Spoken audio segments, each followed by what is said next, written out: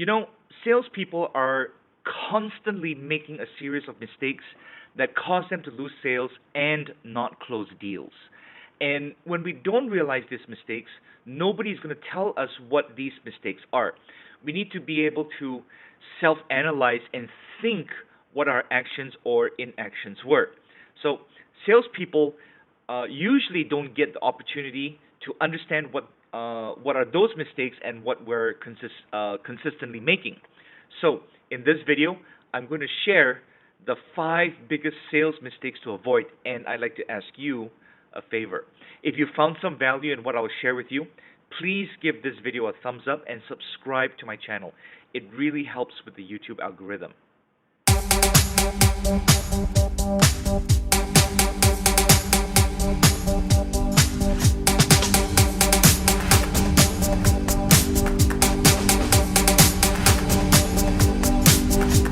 Number one, hoping for leads to come in by themselves or the company to provide them. Waiting for leads to come in is a huge mistake. Don't be reactive. Take action and be more proactive. Your income depends on leads, doesn't it? Lots of leads solves lots of problems. Most salespeople dislike the process of lead generation. It can be time consuming, difficult, and tedious. And when we have other things to do, prospecting and lead generation, it takes a back seat, doesn't it? Right? As a result, our sales take massive dips. You must always set aside time to focus on lead generation and connecting with prospects. You must have a lead generation strategy and process, whether it's cold calls, cold emails, using Facebook or LinkedIn. And you need to have a system. You need to have a script. You need to have a strategy and a process to reach out to them. If you hope for leads, you're hoping for sales, and you will fail as a salesperson. Number two, trying to educate your prospect in the beginning. There's a bunch of gurus saying you need to educate your prospect, and I think that's highly inaccurate. We need to demonstrate insight, okay? And we need to show them we are experts that can solve their problems. When you try to educate your prospect, we lose focus on what we need to do, which is to engage them in a sales conversation and enter the sales process. We get them in that conversation by demonstrating some quick insight up front to get them to think, hey, this person knows what they're talking about, so I'm going to be willing to talk with them and answer some of their questions. Okay? When we focus on educating, we tend to start to lose focus, and that's not what we have to do. They are not a customer yet. They're a prospect. You educate your customers and you demonstrate insight with your prospects. Number three, making a pitch about your products or services. Okay? The idea of pitching your offering or your products and services was really effective in the early days of selling, but now everyone's pitching, and buyers are really cautious. That they're afraid, they're wary of the hardcore pitch or the salesperson who comes in with the sales pitch. This is going to drive the walls up, okay? The defensive walls. It's a huge mistake. The goal is not to pitch, but instead demonstrate insight and then engage in conversation to understand what's going on and how your offering might actually be able to help them. And that's it. If you're starting that conversation by focusing on your offering, or if your slide deck, your PowerPoint is all about your company, your products, your services, you're in trouble. You need to throw that out and start engaging in that conversation. Number four, going for the hard close.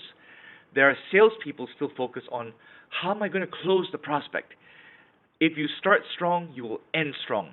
Starting strong is not trying to close them in the beginning. If you're having trouble closing the sale, chances are there's a problem with something you did do or you didn't do earlier in your sales process.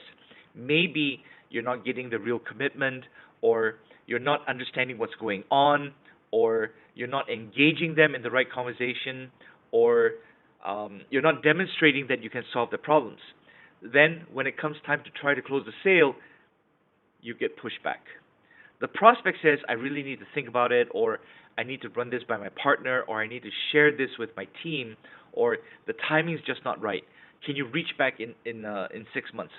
We hear all of these excuses, which are really just lies. They're just another way of saying, I don't want to do business with you. I don't find this compelling, and this means they don't want to move forward with you. Old school closing techniques that are focused on getting the person to buy right then is really just putting all this pressure on the prospect. And it's only going to further repel them from ever doing business with us. It's not that we shouldn't be closing sales.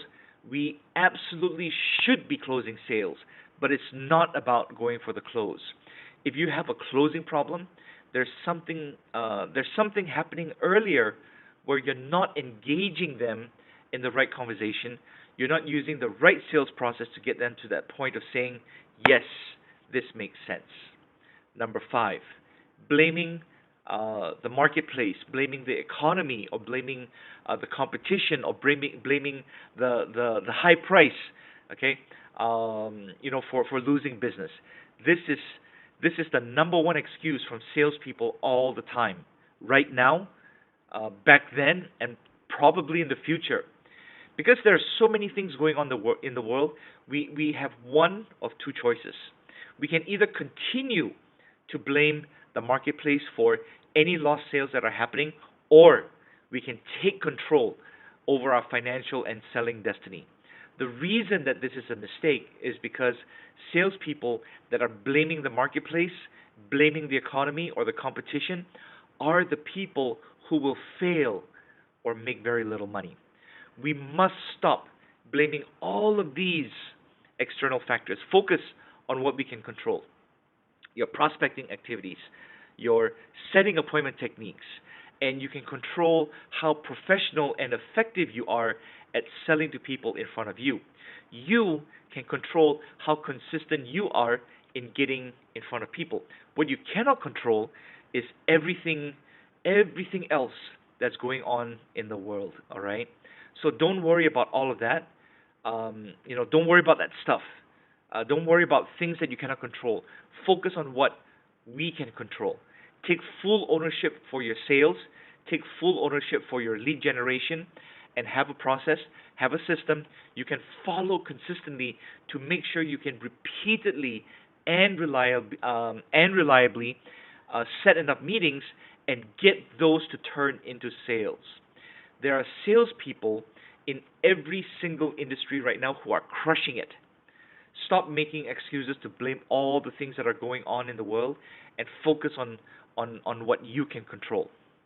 So I've shared the 5 biggest sales mistakes to avoid, and if you got some value out of this video, please give it a like, give it a thumbs up, because it really helps me out and the YouTube algorithm. And remember to subscribe to my YouTube channel, because I shoot these videos 3 times a week to help you increase your selling skills and your selling techniques.